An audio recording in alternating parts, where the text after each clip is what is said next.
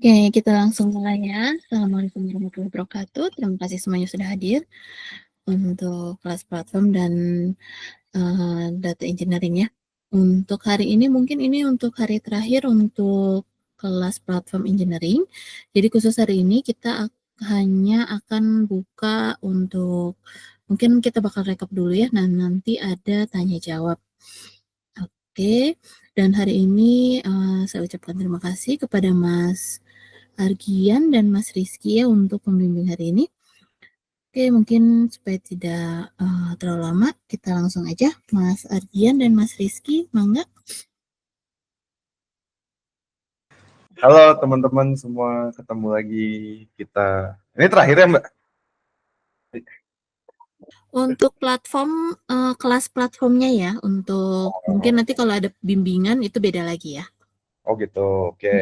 Jadi mungkin hari ini, kalau hari ini terakhir, kemarin kan CSID nih ya teman-teman. Ini kayak kemarin aja ya, kita open discuss aja ya, kalau mau ngomong langsung ngomong aja. Anggap aja lagi sharing-sharing lah sama temen tongkrongan gitu. Nah, kemarin kan kita bahas CSID nih. Ada tugas kan ya? Pada ngumpulin nggak? Ngumpulin bang.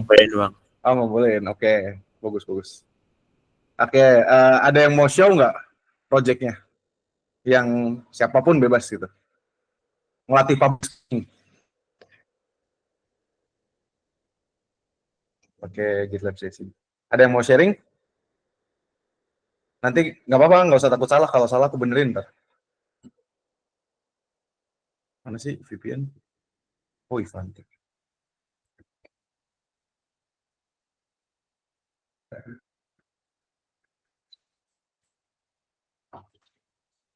Sebentar ya, aku connect VPN dulu.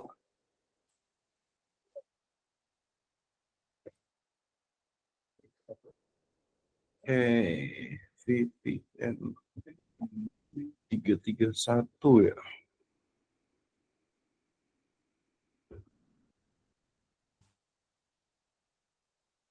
Oke, IP-nya 10.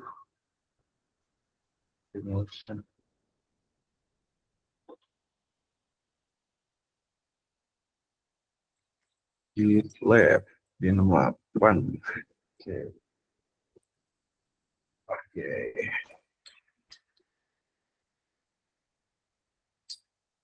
Saya screen aku kelihatan nggak? Belum bang. Iya, soalnya belum saya screen, bentar. Bentar, sorry. Ah, Siap. kelihatan nggak? Udah. Oke. Review. Siapa yang udah ngerjain dan rela projectnya dikasih lihat? Nanti aku review. Aku boleh bang. Itu siapa ya ngomong ya? Zaki. Zaki, ini ya project Zaki, bukan? Iya. Oke, Zaki. Jadi Zaki mau menjelaskan ke teman-temannya apa yang Zaki kerjakan. Jelasin bang ini. Sok, jelasin. Oke. Ya kurang lebih ini tuh ganti ubah script doang, nge-push ke Docker Hub. Betul. Nah itu yang diganti tuh variabel yang ada di ya. Ini ya yang diganti ya. Oke. Kalau secara script ada yang diganti nggak, Zaki? Secara script ada sih, itu yang Docker Hub gitu, Docker Log. Terus apa? Yang diganti variabelnya doang sih. Diganti variabel doang, bagus. Nah, ini kan Docker Hub repo URL nih. Ini isinya berarti udah sama nama project ya dong? Ya, itu link ngarahin ke link Docker-nya.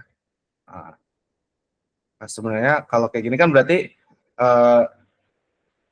untuk project ini Zaki cuma bisa ngupload ke project ini doang kan? Kalau misalnya kita udah, ini masukan aja sih. Kayak gini tuh udah boleh, ini tuh udah bener maksudnya. Cuma kurang dinamis. Jadi kalau lebih mau dinamis, ini.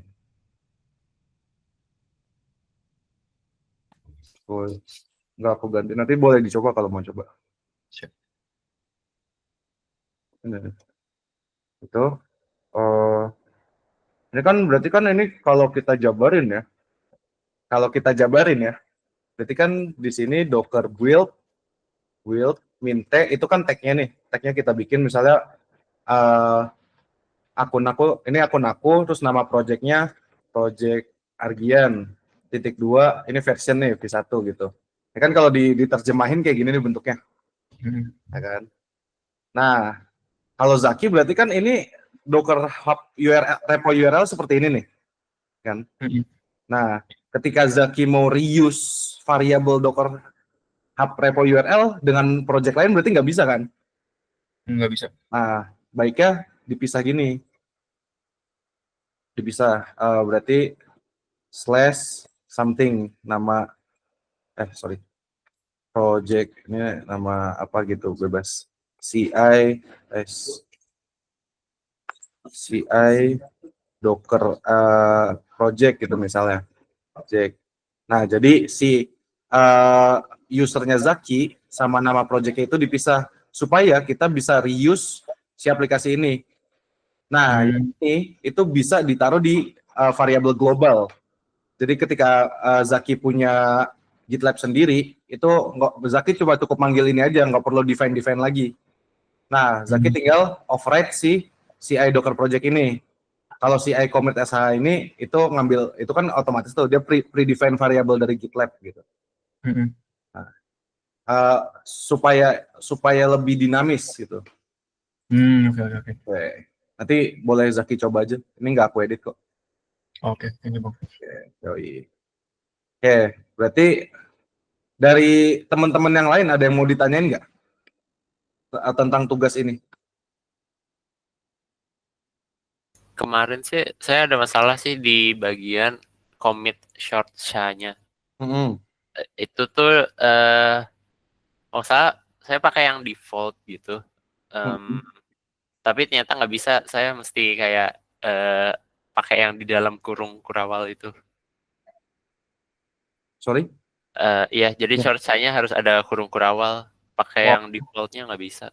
Berarti Zaki. Ini siapa yang ngomong ya? Max. Oke, Max. Berarti Max nulisnya gini maksudnya kan ya? CI bla bla bla bla ini gini ya. Gitu Iya, SHA itu. CI commit gini ya nulisnya ya. Nggak pakai kurung kurawal ya. Iya. Nah, itu yang ngebedain pre-define variable sama variable. Dia ngambilnya dari mana nih? Dari repo kah atau sesi variable kah? Kalau kita lihat dokumentasinya.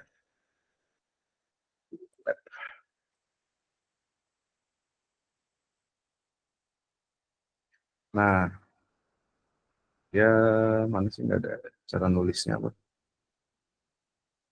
Nggak ada cara nulis ya. Variable values.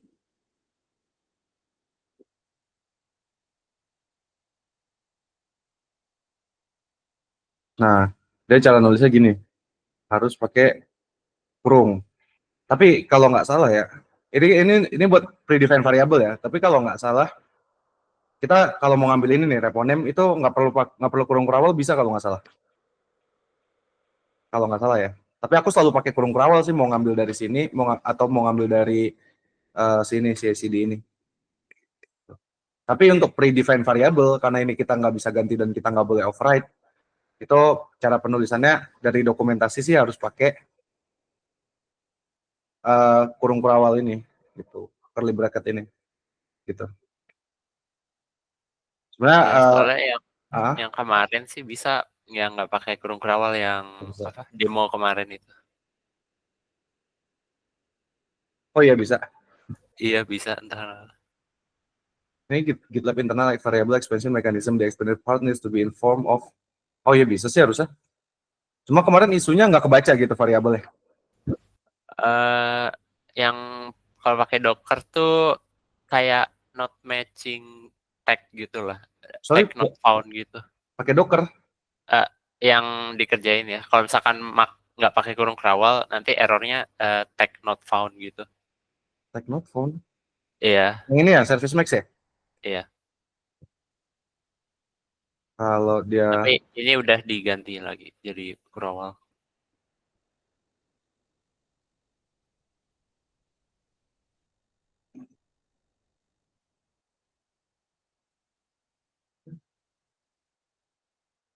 Ini bukan Bukan sebelumnya kayak itu. sebelumnya. Ini.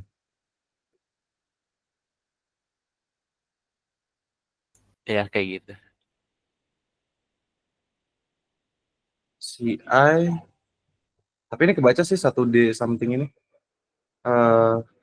Commit tag does not exist. Maximus this is docker push.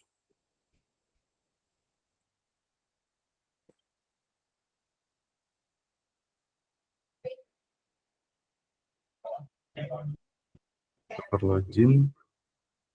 Oh, ini tuh coba lihat scriptnya ya. Ini tuh di tadi mana 1D something. Nah, kalau kita lihat scriptnya,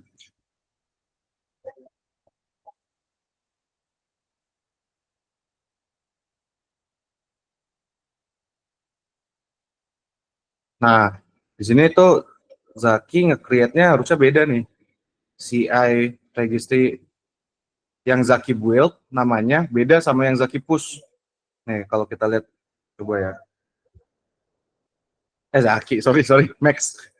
Sorry. Oke. Masih. Ih. Tadi yang 1D. 1D ini ya.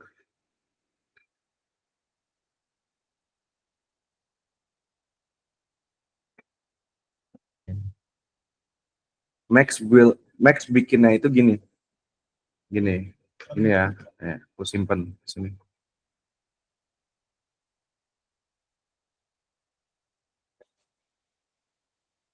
Simpen di sini. Ini yang Max bikin, sedangkan Max nge-push-nya kayak gini, Maximus Bayu tes CICD. Harusnya Max nge-push-nya yang ini juga, gitu. Ngerti nggak maksudnya? Jadi gini, aku bikin gini, aku punya Docker, gini deh.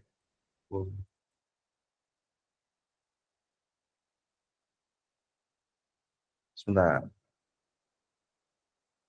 Nih, Docker images. Nih, aduh. Di sini aku punya image. Kelihatan nggak? Iya, kelihatan. Di sini, ini kalau kita buat secara manual ya. Di sini aku punya image namanya Nginx nih. Aku ubah nih, Docker Nginx, Docker tag Nginx jadi rgx 69/nginx coba i1 gini. Kalau aku lihat lagi, sini aku punya image baru namanya rgx 69 nginx coba versinya 1. Nah, aku mau bikin nih kayak gini nih. Jadi Maximus Bayu ini kan. Ini docker tag nginx. Jadi gini, mau aku bikin ya.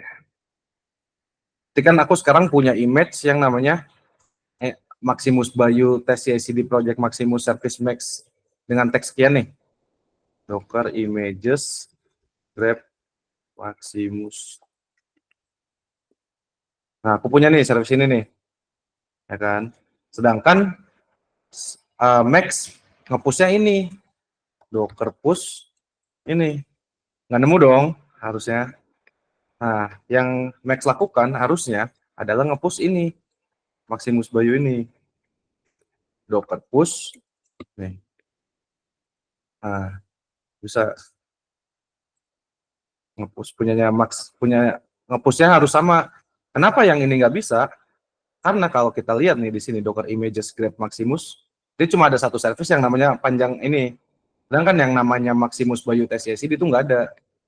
Nah, di sini Max di sini Max bikinnya namanya Maximus Bayu nih, Maximus Bayu tes CI/CD something. Sedangkan yang Max push adalah Maximus Bayu tes CI/CD. Jadi dia nggak sinkron gitu. Nangkep nggak maksudnya? Ya, jadi nama image-nya tuh emang harus sama ya. Kirain kalau udah build ya udah tinggal push ke URL-nya aja gitu. Jadi kalau cara kerjanya si Docker Runner yang kemarin aku show di PowerPoint, itu kan dia akan nge-build nih, terus ditaruh di lokal kan, di lokal si runnernya. Jadi sebenarnya runner ini tuh sebenarnya apa namanya? Dia VM juga. VM isinya Docker, Dockernya ngejalanin Docker, baru nge-pull punyanya, nge-build punyanya si Max tuh.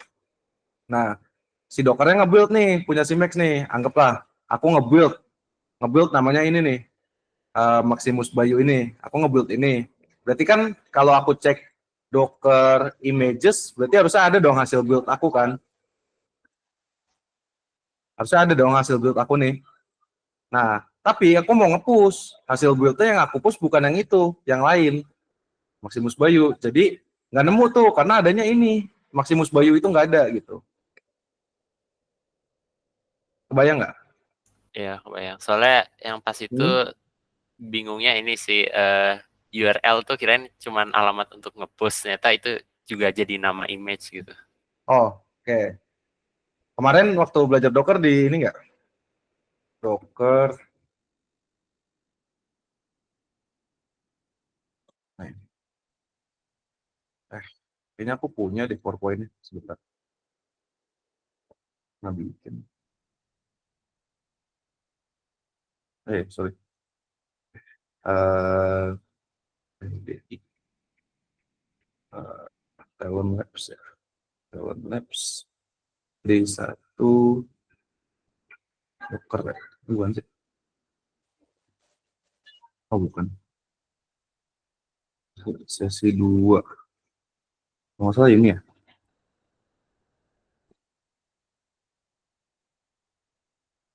Ini 15 kartil. Sebentar. Oh, bukan.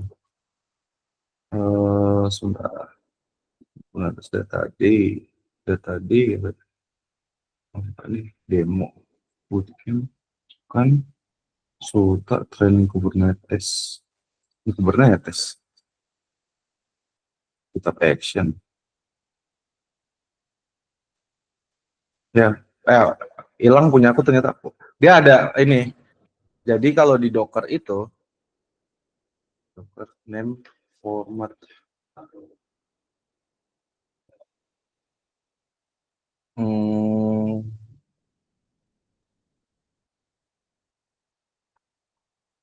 nggak ada ya, kayak gini aja.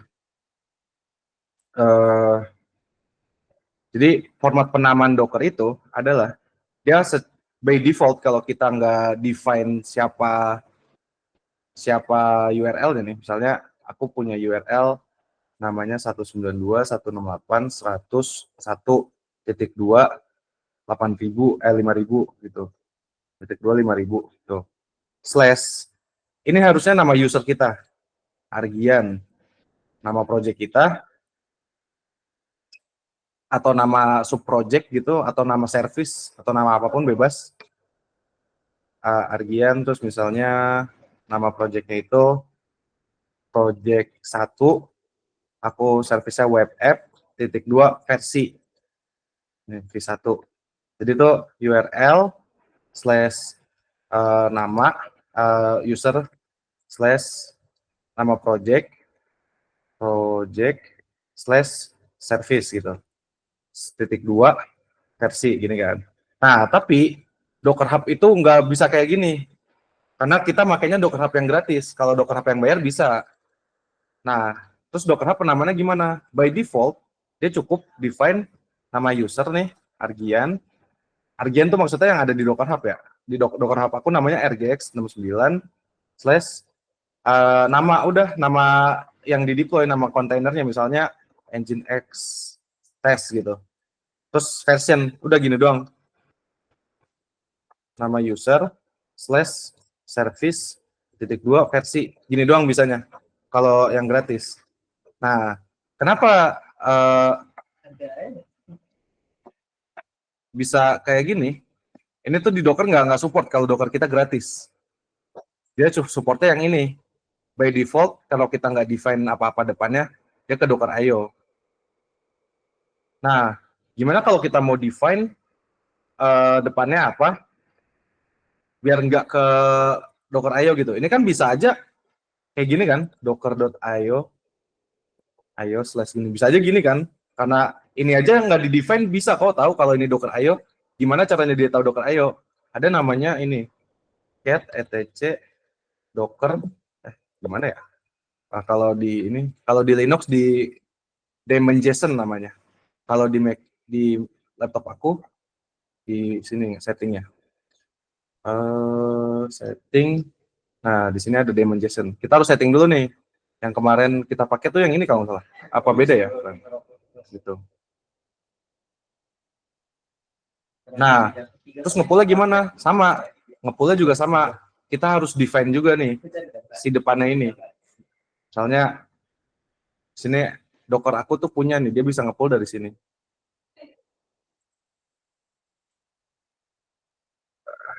Clear Docker pull titik 28086/zinx gitu. P1 latest.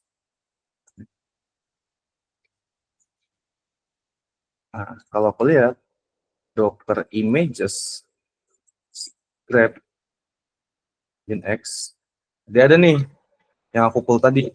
Ini isinya sama, isi dari aplikasi ini sama aplikasi ini sama. Bedanya ini kita pakai ini ngepullnya dari private registry, ini ngepullnya dari Docker.io. Bedanya gitu. Ada yang bingung nggak, atau aku kecepatan, atau aku nggak jelas gitu ngejelasinnya, ada yang bingung atau gimana gitu? Paham sih mas. Paham? Paham. Kagem dong, kagem ya. Bercanda. Oke, ada yang mau ditanyain lagi nggak? Ini recap ya, jadi pertanyaannya bebas nih, misalnya pas materi Docker nggak ngerti, pas materi Kubernetes nggak ngerti, pas materi CI/CD nggak ngerti, itu bebas tanyain aja. Kalau aku bisa jawab, aku jawab. Kalau nggak bisa jawab, kamu yang jawab. Nggak, bercanda. Kalau nggak bisa jawab, nanti kita cari bareng. Gitu.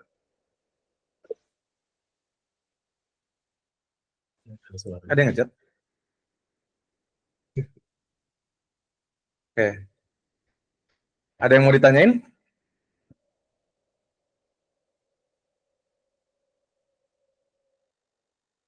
Atau teman-teman punya kesulitan di mana gitu? Atau mau nanya tugas yang kemarin, bebas lah. Atau so far aman-aman aja? 5.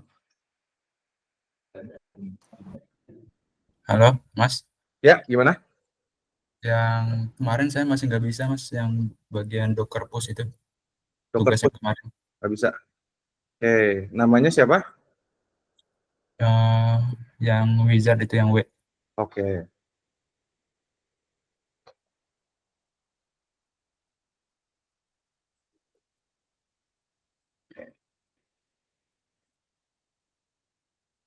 Ini ya errornya ya.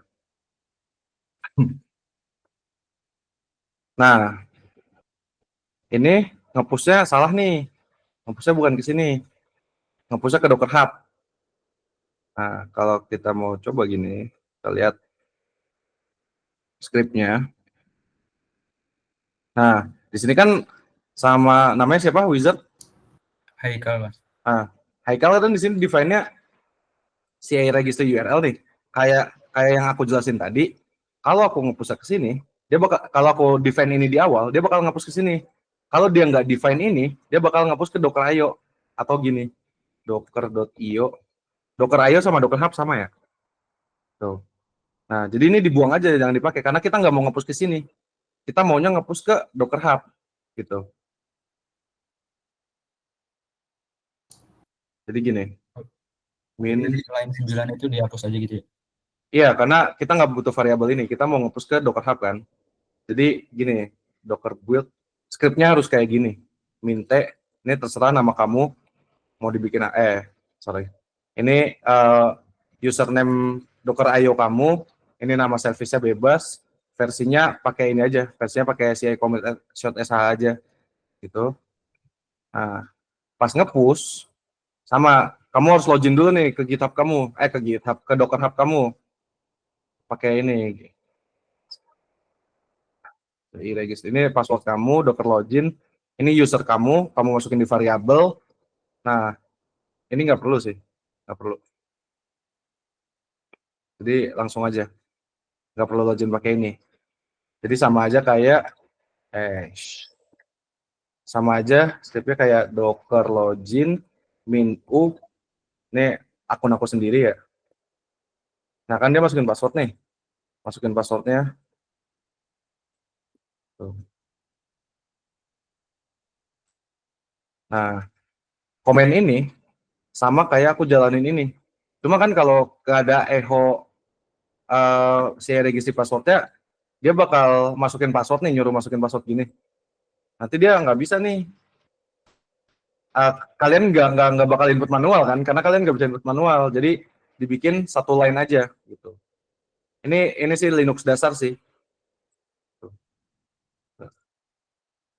Gitu. Unauthorized D401. Oke. Nanti coba diubah lagi aja. Siapa namanya? Wizard? Haikal. Nanti dicoba diubah aja. Build-nya langsung aja nih pakai username kamu, terus namanya apa, versionnya gimana.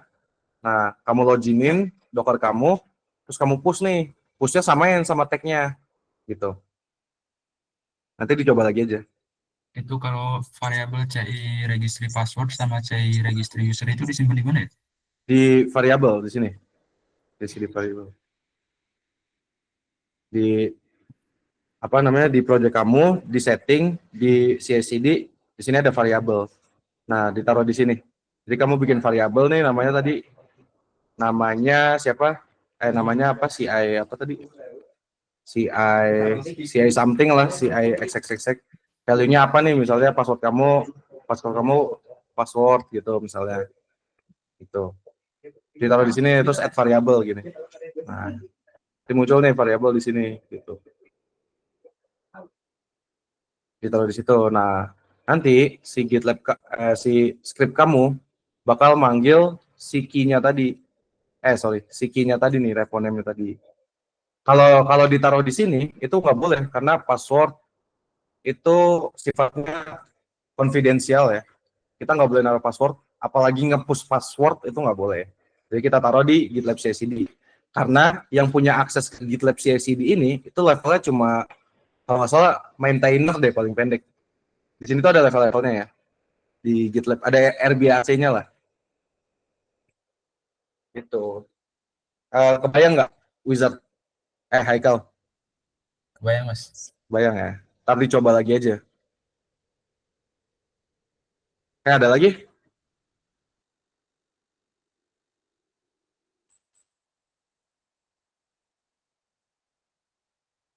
Ada yang mau ditanyain nggak dari materi Docker awal-awal kemarin? Sama Kang Salman ya kalau nggak salah ya? Docker ya? Sama Kang Dimas?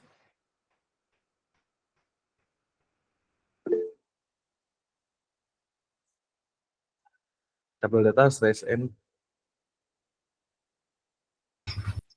Yang Mas Raihan mungkin Mas Argu.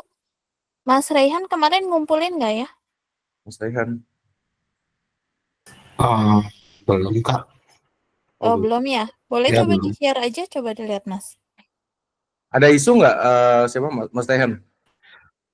Kemarin apa sih nggak masuk gitu, terus nggak, belum tahu soalnya gitu. Oh, ya, jadi kemarin tuh di kelas yang kemarin mungkin ada rekamannya ya Mbak Kiki ya. Nah, kalau Iya, ada Mas. nanti di-share aja ya Mbak Kiki. Oke. Kalau di kelas yang kemarin, jadi kita mau bikin CI/CD sederhana. Sederhana banget. Nah, CI/CD yang kemarin itu, di kelas yang kemarin, kita mau nge-push ke private registry.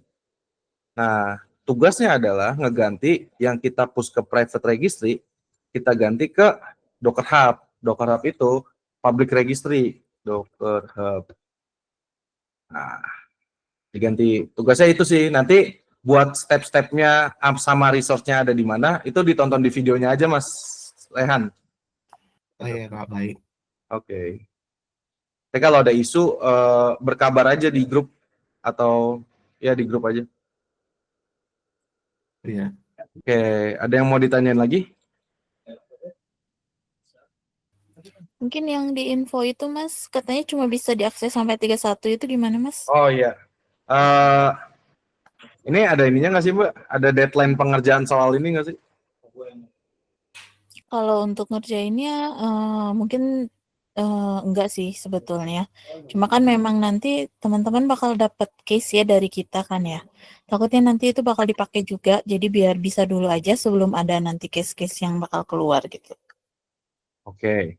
Nah, jadi gini, teman-teman bisa pakai ini, bebas mau ngapain aja, sama yang platform Nutanix itu bebas. Cuma kalau nggak salah itu dia sewa servernya tuh habis sampai tanggal 2 kalau nggak salah. Nah, tapi nggak apa-apa, nanti kita ganti servernya, pakai server yang baru. Cuma masih tim aku setup, masih di setup sama tim aku. Itu servernya ada di kantor, nanti VPN-nya aku bikinin, dia pakai FortiClient VPN. Nah, nanti aku info kalau udah jadi. Tapi ini masih bisa dipakai sampai tanggal 2. Jadi kalau mau coba-coba, mau misalnya iseng mau ngapain gitu, bikin CSCD buat Gojek gitu misalnya. Tapi nggak mungkin sih. Soalnya kita nggak punya akses ke Gojek kan. Tapi itu bebas ya. Kalau teman-teman mau coba, mau deploy Netflix di sini juga boleh. Tapi cuma sampai tanggal 2 kalau nggak salah ya. Apa tanggal 2 atau tanggal 31 gitu, aku lupa kontraknya gimana. Tuh. Nah, nanti setelah itu kita bakal tetap lanjut, tapi pakai server yang lain, yang beda. Bukan server ini lagi, karena server ini lagi udah mati, otomatis. Gitu. Nah, oke. Tadi, yang tadi masih ada yang mau ditanyain nggak? Kalau nggak ada yang mau ditanyain, kita lanjut ke apa sih setelah ini gitu. Kan gini hari terakhir ya. Ada yang mau ditanyain nggak? Ayo, tanya. 3, 2, 1. Oke, nggak ada yang mau nanya ya. Oke. Nah, kan teman-teman kemarin tuh udah belajar Linux. Linux belajar nggak sih di sini?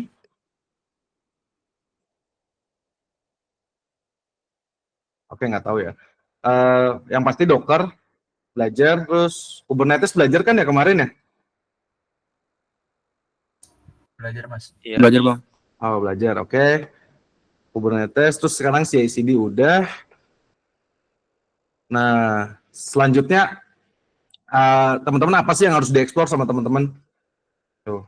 Misalnya teman-teman nggak tahu nih, udah belajar Docker, udah belajar Linux, udah belajar Kubernetes, CI/CD, nggak tahu nih selanjutnya apa. Teman-teman bisa ini. Di sini teman-teman bisa kembangin skill teman-teman dari yang basic kemarin jadi yang lebih, jadi teman-teman tailor lah, jadi teman-teman satuin lah gitu, dijahit sama teman-teman. Teman-teman yang pertama bikin aplikasinya deploy ke Docker, Dockernya jalan di atas Kubernetes, terus teman-teman jahit lagi, itu dilakukan pakai CI/CD, itu bisa.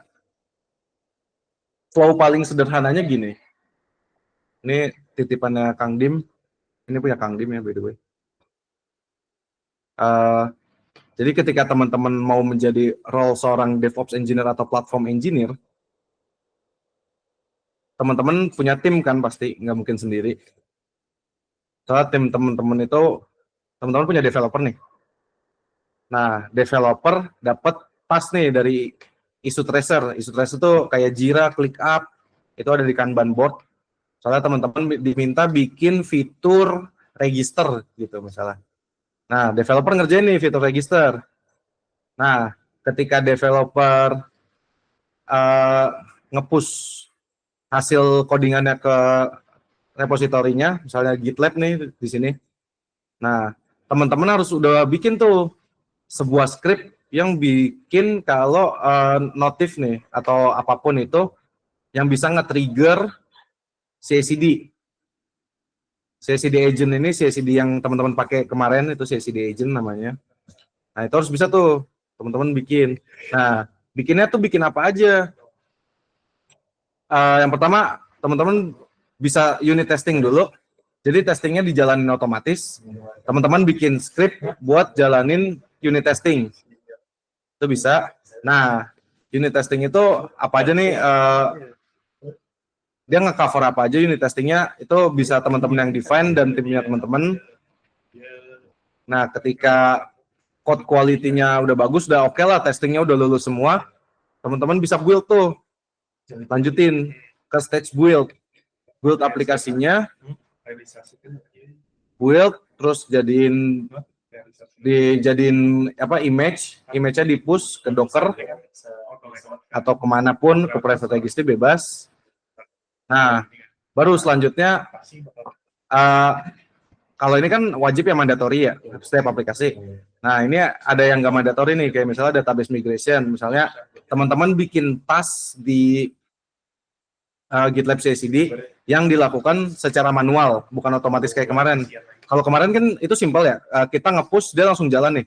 Nah, teman-teman bisa tuh edit, kita kasih rules atau apa, atau teman-teman mau bikin task itu ketika nge-push, dia bisa dipencet manual gitu tombolnya. Mau teman-teman jalanin atau enggak, misalnya ketika teman-teman pencet tombol itu, dia jalanin database migration atau deploy, itu bisa. Itu gimana teman-teman aja, kebutuhan teman-teman tuh apa gitu. Nah, hasil testing tadi itu masuk ke SonarQube. SonarQube ini dia tools buat SAST sama Dusty. SAST itu nih, SAST tulisannya SAST. SAST itu security, hanya apa ya, analitik gitu, security testing. Nah, kalau Dusty, dynamic.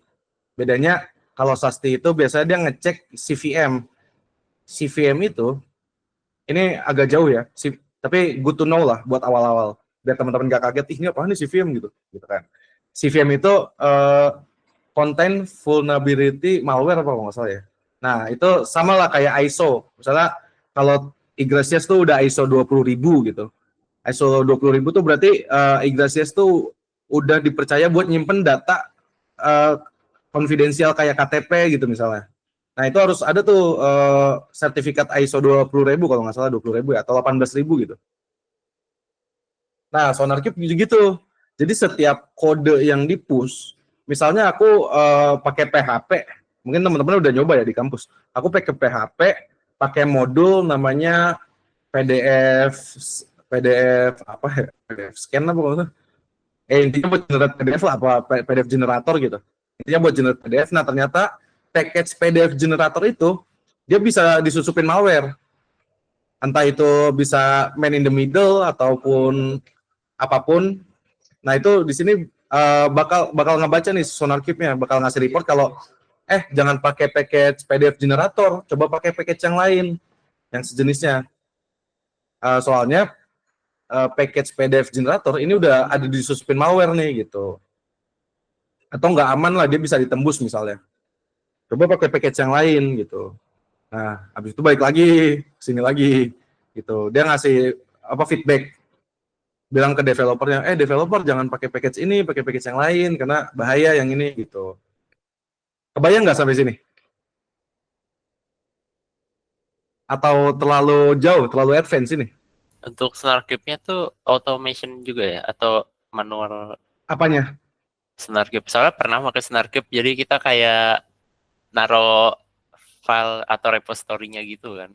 Terus Ya, nanti betul. ada grafik apalah. Ya, betul. Analytics-nya gitu. Betul. Nah, SonarQube ini bisa dibikin otomatis. Jadi kalau di GitLab tuh, GitLab yang baru ya, GitLab yang baru tuh udah ada langsung deh kalau nggak salah. Di mana ya?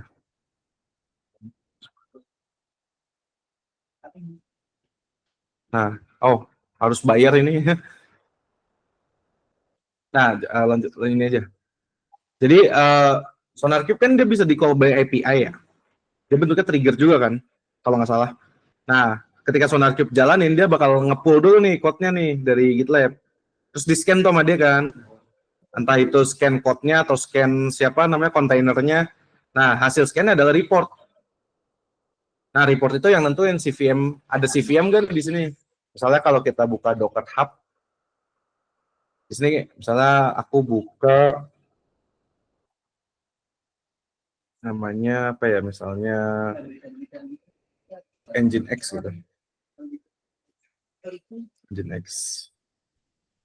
Nah, di sini itu ada misalnya Nginx.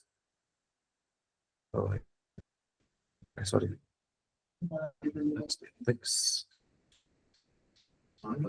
Nah, di sini ada tingkat vulnerabilities nih. Jadi kalau kita pakai yang ini, nanti si siapa Sonar Cube-nya bakal report. Ini bahaya nih, ada yang kritikal nih, bisa disusupin ini misalnya reportnya gitu. Nah, misalnya kita pakai yang ini, dia nggak ada yang kritikal. Nah, kita bisa bikin juga di situ kondisi. Kalau misalnya ada yang kritikal, itu nggak boleh launch ke production.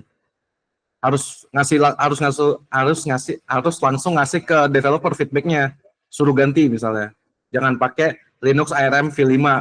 Tapi nah, nanti si developernya bakal notice tuh, oh iya pakai yang ini aja nih, karena nggak ada kritikalnya. Baru dia bisa launch ke production. Nah, apakah si SonarQube bisa di automation? Bisa. Jadi, kita call API-nya SonarQube, suruh nge-scan repository kita. Habis itu report. Nah, hasil reportnya itu bisa dikasih balik, atau kita misalnya teman-teman punya middleware, terus di-generate di Jira gitu sebagai issue tracker, atau di WhatsApp atau di bot Telegram lah gitu. Itu bisa.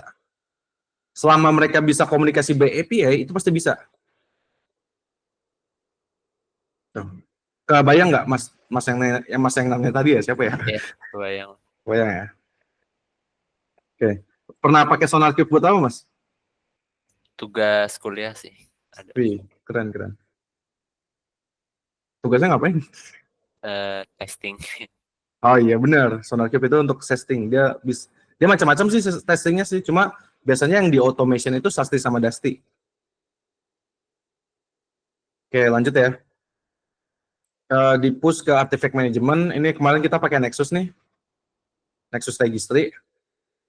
Nah, dari Nexus, bagaimana caranya supaya GitLab tahu udah di push di Nexus, dia nge-call API Kubernetes atau nge-call API VM untuk jalanin tuh aplikasinya tuh, deploy. Ini tuh bagiannya ini bagian CD ya. Kemarin kita baru belajar CI nih, cuma yang CD itu kayak belum sempat. Kita bikin panggil Kubernetes-nya. Nah, setelah kita panggil Kubernetes, aplikasinya jalan kah? Oh, enggak. Enggak gitu. Karena ini Kubernetes-nya masih development. Dia harus dites dulu. Kayak stress test itu buat limit dia bisa nampung berapa juta traffic gitu misalnya. Ada pen test, ada performance test, ada integration test, functionality test. Nah, ini juga bisa dilakuin otomatis. Gimana pinter-pinternya kita ngatur flow di GitLab-nya kita aja, atau mungkin sesuai standarnya perusahaan kita gitu. Nah, ketika ini semua down, bisa tuh ngirim API ke GitLab, testingnya aman semua nih. Nah, entah itu dia bisa masuk ke staging atau langsung ke production gitu. Nah, setelah di production, apakah udah kita biarin jalan aja? Oh, enggak. Kita harus collect datanya nih. Semisal ada error yang nggak ketahuan, errornya misalnya pada jam 12 malam tuh database-nya suka mati. Nah, dia harus bisa nge-call nih kita harus bisa tahu nih kalau jam 12 malam itu database suka mati gitu misalnya. Gimana cara tahunya? Bisa pakai skywalking. Skywalking ini APM. APM itu Application Performance Monitoring. Nah, APM itu dia bisa nge-collect data, misalnya service health tuh salah satunya database-nya putus jam berapa, terus dia harus restart gitu. Itu juga readiness liveness, ini bisa pakai namanya prop di Kubernetes itu ada namanya prop. Nah, dia juga bisa nge-call ke misalnya teman-teman punya divisi helpdesk atau support gitu. Ketika skywalking yang ngebaca ada anomali di staging atau di production, dia langsung nge-contact tuh ke support. Ini anomalinya apa gitu. Nah, database ini disimpan di mana? Di OpenSearch. OpenSearch ini dia database, tapi bukan database kayak SQL gitu ya. Dia bukan SQL, bukan NoSQL, tapi OpenSearch itu database buat query ini sih, query logging gitu. Banyak ya? Banyak nggak sih? Enggak ya, dikit ya? Ya nggak, oke lah, nggak apa-apa. Nah, itu. Jadi ketika teman-teman bingung setelah teman-teman udah belajar Docker, Kubernetes, CI/CD, teman-teman mau ngapain? Coba aja bikin kayak gini. Gini. CI/CD gini. Mungkin ini kayaknya udah pernah di-show sama Kang Dim. Dari GitLab trigger, kita create-nya build image, build YAML, build image-nya di-push ke container registry, dikasih tahu nih kalau build-nya udah jadi, Kubernetes-nya di-trigger, disuruh ngambil manifest-nya isinya ngambil dari container registry gitu. Oke, dari semua hal yang banyak banget ini ada yang mau ditanyain nggak?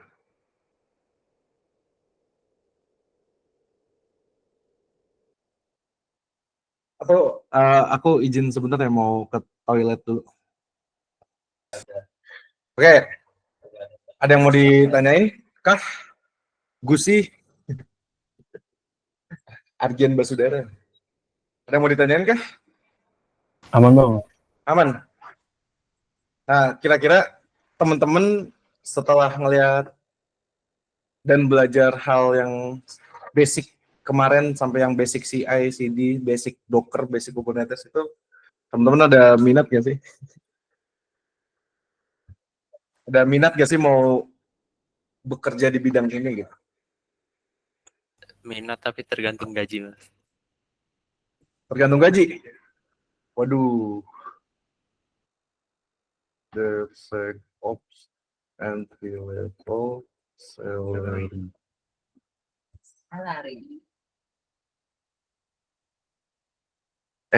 Kan? Nanti teman-teman nyari sendiri aja itu ya.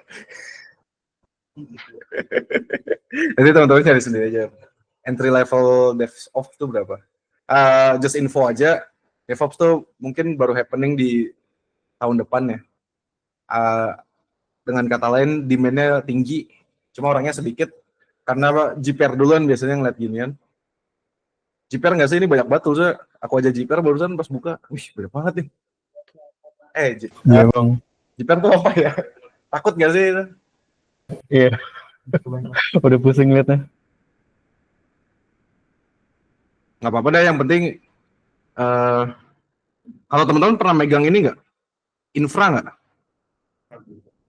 Belum sih. Kayak basicnya sih kayak Linux lah. Teman-teman belajar Linux itu pernah nggak? Ada, Bang. pernah. Nah, teman-teman juga pernah ngoding kan bikin aplikasi? Iya. Nah, harusnya gampang nih masuk ke sini nih, karena isinya tuh sama-sama aja sih sebenarnya. Nih aku bisa show sedikit kerjaan aku. Tuh, ini aku lagi bikin namanya IAC, Infrastructure as Code. Jadi aku bikin sesuatu infrastruktur itu by codingan. Jadi yang tadi kan kemarin kita belajar CI/CD karena supaya CI-nya itu dia otomatis. Kalau sekarang aku bikin infrastruktur otomatis gitu. Udah bukan aplikasi lagi yang otomatis, tapi infrastruktur yang otomatis. Misalnya aku bisa otomatis create VM setiap jam berapa, itu bisa. Itu salah satu kerjaannya. Nah, kalau yang ini, yang tadi kita bahas, ini cuma salah satu kerjaannya. Kerjanya bisa bisa IAC, atau bisa yang lain tuh seperti, kalau layer 1 tuh monitoring, atau teman-teman bisa lihat di sini.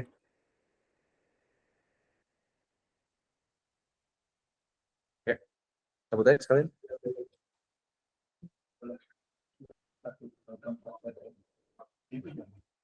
Ya gue, cabut deh. Nah, yang penting teman-teman pernah belajar programan, nggak harus jago kok. Intinya tahu lah pas debug. Belajar OS, ya teman-teman sehari-hari pasti pakai Windows, pakai Linux, pakai Windows, pakai Mac OS. Kalau Ubuntu biasanya jago tuh, udah jago orangnya, dia bisa dual boot gitu.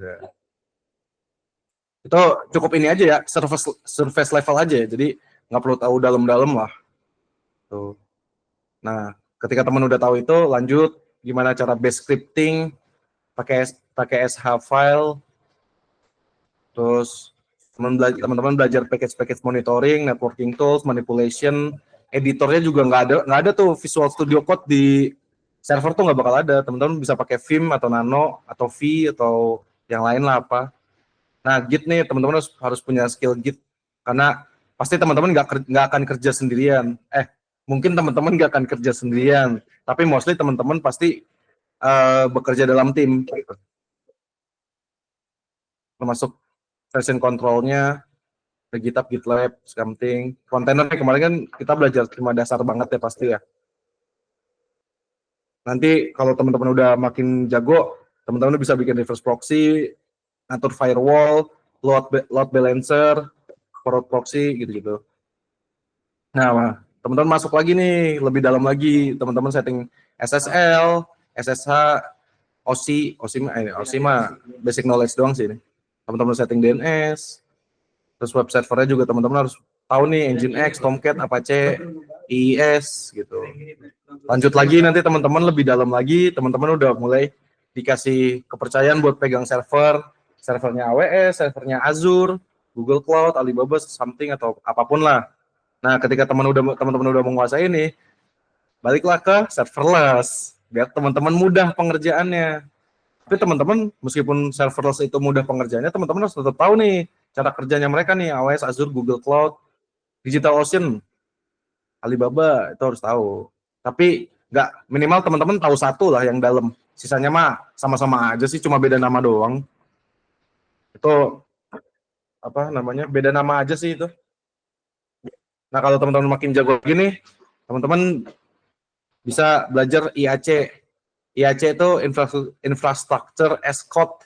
Ya, yang tadi aku bilang, teman-teman bikin infrastruktur tapi dari codingan. Kenapa dari codingan? Supaya kita kalau misalnya mau deploy di environment yang berbeda dengan hasil yang sama, itu nggak perlu ngetik-ngetik lagi dari awal, coba ya udah jalanin aja tuh codingannya gitu. Nah, yang tadi itu aku lagi bikin IAC pakai Ansible. Nih. Nah, ada juga IAC Terraform.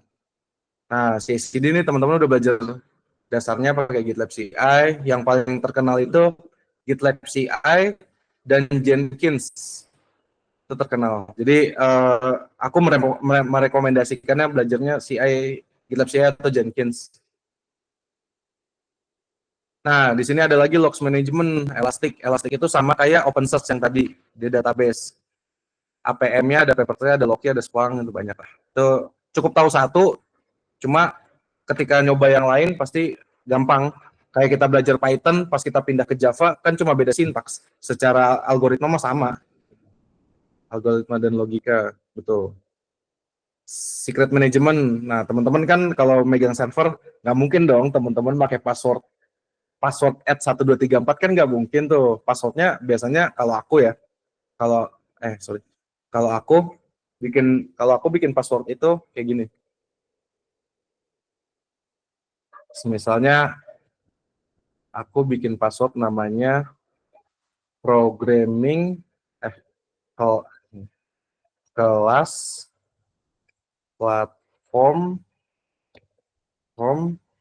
at 2024 gitu. _ pager. Nah, sorry.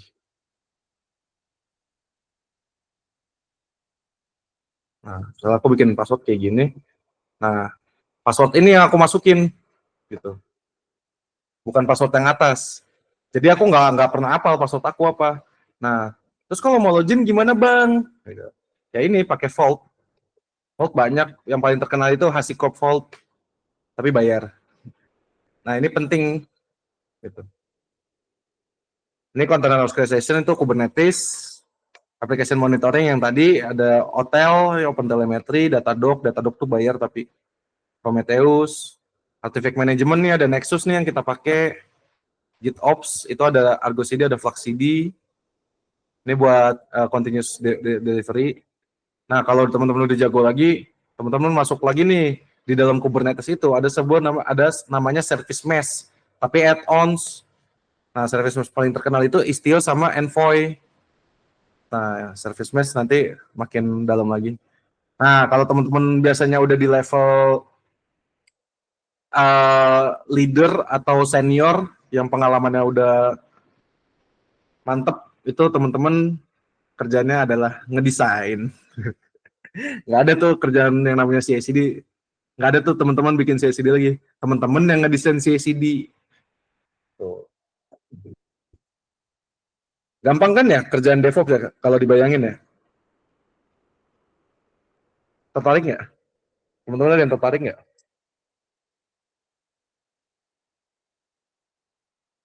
Kayak masih perlu belajar banyak sih. Betul, sangat banyak butuh belajar. Belajar mah semua kerjaan pasti butuh belajar. Nggak DevOps doang. Cuma kebetulan DevOps toolsnya banyak banget ya, jadi belajarnya banyak. Kasihan. Betul.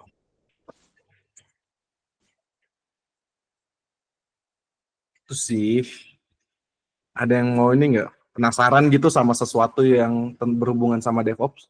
Kita masih ada setengah jam lagi nih. Buat ngobrol-ngobrol lucu aja. Kalau penasaran kesehariannya DevOps tuh ngapain di kantor? Tuh. Keseharian aku kerja doang sih. Nonton Netflix. Bang, kalau misalkan jadi udah keterima kerja jadi DevOps itu pertama kali nge-handle apa? Langsung nge-handle project-nya gitu. Oke. Sebenarnya variabelnya banyak ya. Tapi variabel paling gampangnya adalah kantor yang nerima kamu itu baru dengan culture DevOps atau udah biasa dengan culture DevOps. Itu variabel paling ngebedain. Oke, taruhlah kantor kamu baru mau menerapkan DevOps dan kamu orang keberapa DevOps, misalnya dia hire 3 DevOps, kamu salah satunya nih. Nah, yang kamu kerjain adalah yang pertama, misalnya salah satunya senior ya, senior DevOps. Pasti seniornya pertama kali akan bikin ini, code design pattern. Pasti bikin ini, bikin gambar yang tadi, senior kamu pasti akan bikin gambar yang ini, buat alur flow-nya. Nah, kerjaan kamu adalah implementasi alur yang dibuat itu. Misalnya senior kamu maunya implementasi GitLab CI/CD kayak gini. Ya udah, berarti kerjaan pertama kamu akan implementasi seperti ini. Karena ini lumayan basic. Nah, kalau kita pakai variabel yang kantor kamu udah terbiasa dengan culture DevSecOps, itu lebih gampang malah. Kerjaan kamu adalah maintenance ini, bukan bikin ini. Nah, tapi kenapa kamu harus tahu ini padahal kamu maintenance doang? Ketika suatu hari kantor kamu servernya udah melonjak nih, di situ pasti senior kamu bakal berpikir gimana caranya kita cut cost untuk penggunaan server. Nggak mungkin dong cut cost penggunaan server, tapi kamu di layoff kan nggak mungkin. Tuh. Itu beda apa namanya? Beda kasus, uangnya tuh beda lah gitu. Nah, oke, let's say senior kamu decide buat ya udah kita pindah aja, GCP mahal, kita pindah ke Alibaba gitu. Nah, berarti kan otomatis kamu harus mulai dari awal dong semuanya. Nah, itulah kenapa kamu harus bisa ini gitu. Jadi sebenarnya variabel banyak. Itu paling gampangnya gitu. Kalau kantor kamu sistemnya udah settle, ya udah kamu cuma maintenance. Kalau kantor kamu masih baru mau menerapkan DevSecOps, ya udah kamu ikut implementasi dari awal. Kamu ikut implementasi, kamu bikin GitLab-nya sendiri, kamu bikin CI/CD-nya sendiri, bikin script-nya sendiri. Tapi ketika udah settle ya kamu tinggal maintenance script-nya aja gitu. Kayak project baru, ya udah nambah variabel baru aja karena udah ada template-nya gitu. Jadi bisa gampang, bisa susah ya. Dua-duanya susah sih sebenarnya. Maintenance itu butuh knowledge basic. Knowledge basic itu ada di pas implementasi. Gitu. Jadi ketika kamu kerjanya harus maintenance, kamu harus tahu tuh cara bikinnya gimana. Tapi ketika kamu pas bikin kamu pasti tahu cara maintenance-nya gimana soalnya kamu yang bikin. Gitu. Jadi cuma beda di start-nya aja. Kamu perang dulu baru belajar atau belajar dulu baru perang gitu. Kalau belajar dulu baru perang, berarti kamu harus ada isu dulu nih. Isunya adalah kamu mau bikin itu dari awal gitu. Terus perang tuh, pas perang kamu ngerti cara solve isu itu. Tapi kalau kamu perang dulu baru belajar, ini juga nggak salah. Perang dulu baru belajar tuh oke juga menurut aku, karena aku gitu orangnya ya. Nah, kalau perang dulu baru belajar, kamu harus nemu isu dulu nih, error dulu. Wah, baru kamu balik lagi tuh baca buku dari awal, fundamentalnya. Nah, bagusnya sih kamu kuatin fundamental sebelum kerja. Karena itu bakal ngegampangin banget. Fundamentalnya tuh beda ya. Kalau fundamental ngoding kan kita harus tahu misalnya solid programming gitu, salah satunya AOP ya. Kalau di sini fundamentalnya tuh kita pernah minimal tahulah purpose tools-nya itu apa, dan dia bisa integrate apa, dan kita nggak males baca gitu. Karena kita nggak harus ngehafal apa-apa, kita bisa baca aja. Yang penting kamu tahu keywordnya. Misal kayak tadi, capek nih masukin satu-satu nama project. Jadi setiap ada project baru, bikin nama project. Ya udah kamu cari aja predefined variable GitLab yang nentuin repository name. Jadi setiap project baru itu ditentuin sama repository name. Nah, repository URL. Nah, di sini CI project dir. Nah, gitu. Jadi kamu CI project name. Jadi kamu tahu yang kamu searching tuh apa gitu. Nggak asal pas perang ketemu error ini terus kamu copy, muncul Stack Overflow terus kamu langsung kopas aja gitu, nggak bisa kayak gitu. Kamu harus tahu fundamentalnya. Cuma oke aja kalau kamu mau nerapin itu, at least kamu ada kemajuan lah, mau nyari gitu.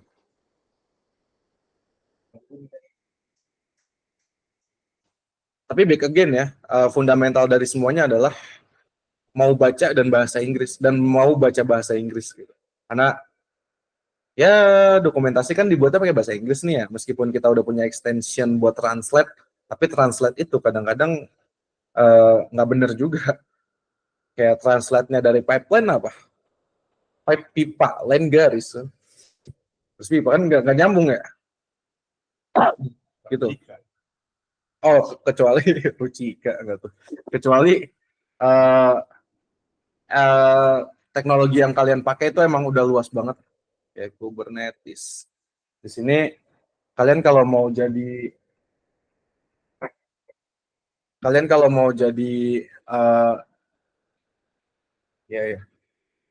satu lagi. Kalian kalau mau jadi namanya apa, kontributor, kalian nggak harus bisa ngoding kok. Kalian bisa jadi kontributor, translatein dokumentasi ke bahasa Indonesia. Tuh, fleksibel, baik digunakan untuk melakukan testing. Testingnya beneran testing, bukan testing bahasa Indonesia apa ya? Ya testing juga ya. Enterprise global gitu. Itu bisa. Oke. Ya, ada yang mau ditanyain nggak sebelum kita tutup? Bukan kita tutup, sebelum dikasih statement terakhir sama Mbak Kiki.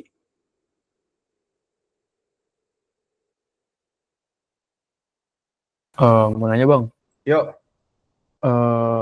Abang belajar apa sebagai jadi DevSecOps itu berapa lama? Belajar. Iya. Belajar tuh kalau nggak salah seminggu. Waktu itu aku ngelamar di sini terus keterima nih, baru aku belajar. Oke. Fun fact aja ya, aku masuk DevOps tuh karena namanya bagus aja. Gak ada jadi tertariknya. Bagus tuh DevOps. Berarti awalnya itu nggak ada basic atau gimana? Basicnya tuh aku cukup dari kuliah sama SMK sih. Aku SMK jaringan infrastruktur, aku kuliah RPLA ngoding. Oke. Jadi ya udah irisannya berarti DevOps gitu. Kebetulan waktu itu aku belum tahu DevOps, kan DevOps namanya bagus. Ternyata DevOps ada irisannya nih sama kuliah sama sekolah aku gitu. Oh ya, oke. Hoki setahun sekali itu. Oh ya. Simple. Ada lagi?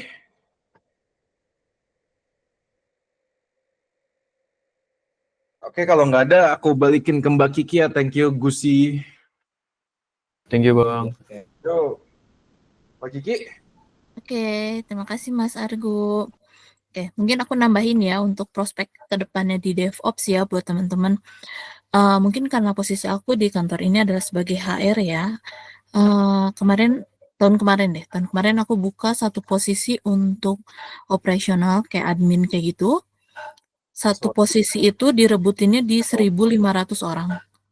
Untuk developer, satu posisi itu direbutin di 800 orang. Tapi untuk DevOps, satu posisi itu yang ngerebutin cuma 1 orang. Jadi ya itu kalian bisa lihat sendiri ya, seberapa banyak orang yang ngambil yang tidak spesifik ya untuk ininya. Jadi mungkin itu bisa motivasi buat kalian juga tuh, bahwa saingan kalian sedikit, tapi yang dibutuhin sebetulnya banyak. Tuh. Oke, mungkin kita lanjut untuk yang untuk kelas ini kan teman-teman itu bisa dapat case ya, betul ya. Terus kemarin saya dapat info katanya teman-teman benar nggak ya udah masuk ke bab 1 atau proposal judul ya sekarang? Ada yang udah ngambil proposal judul atau Ya, udah ambil. Udah ngambil. Dia ambil proposal. Lagi ngambil. Oh, lagi ngambil. Oke. Nah, ini untuk proposalnya kalian mau ngambil case dari tabel data atau ada yang ngambil dari luar?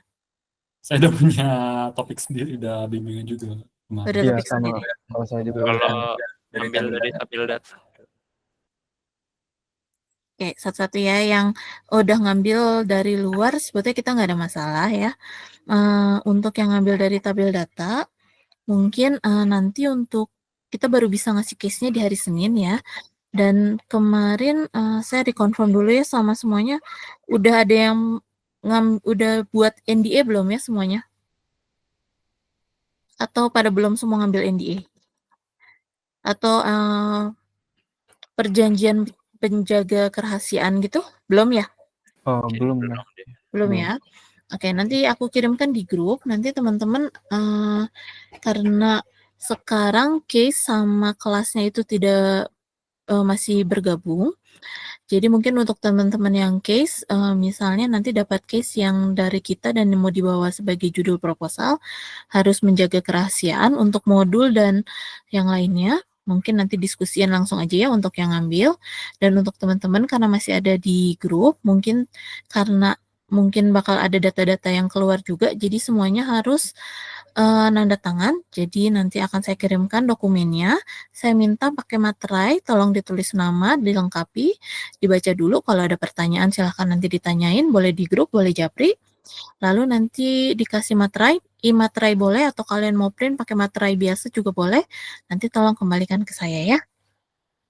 Oke. Lalu untuk kelasnya itu ini ya terbagi 2 ya. Platform engineering dan data engineering. Untuk platform engineering mungkin ini hari yang terakhir. Tapi kalau misalnya ada yang mau ditanyakan ke depannya masih boleh, silakan. Dan untuk besok kita akan mulai di data engineering. Nah, mungkin karena waktunya agak mepet, untuk teman-teman yang belum punya case, akan bareng, jadi case jalan dan kelasnya juga bakal bareng jalannya ya. Tapi pertemuannya apakah dipisah atau misalnya setengah-setengah itu nanti saya confirm ulang ya. Oke, kalau boleh tahu yang belum punya, yang mau ngambil case dari tabel data boleh ditulis di chat nggak ya? Oke, ada Mas Rafidia sama Mas Maximus ya. Oke, saya catat dulu sebentar.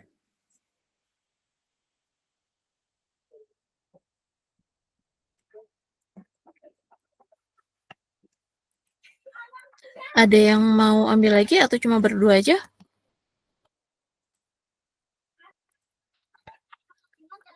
Kalau misalnya ada yang mau ambil lagi nanti tolong di info aja ya di grup ya atau di japri juga nggak apa-apa. Oke, seperti biasa saya minta untuk absennya. Jangan lupa absennya. Mau nanya. Oh iya, Nanti silakan. untuk dosen pembimbing itu bisa ngambil dari pengajar tabel data nggak ya? Soalnya kan nanti mungkin butuh bimbingan juga. Untuk bimbingan nanti kita ada yang bakal ngebimbing tetap kok Mas, nggak dilepas. Jadi nanti kan untuk hasilnya juga kita bakal minta ya, misalnya hasil pekerjaannya seperti apa, nanti akan kita cek juga sesuai dengan meet klien atau enggak, seperti itu. Oke, Dan kalau misalnya Masnya butuh bimbingan misalnya, nggak apa-apa nanti bisa dikasih tahu aja misalnya saya punya permasalahannya seperti apa, nanti kita akan coba buatkan arrange untuk bimbingannya ya. Oke, siap Bu. Oke.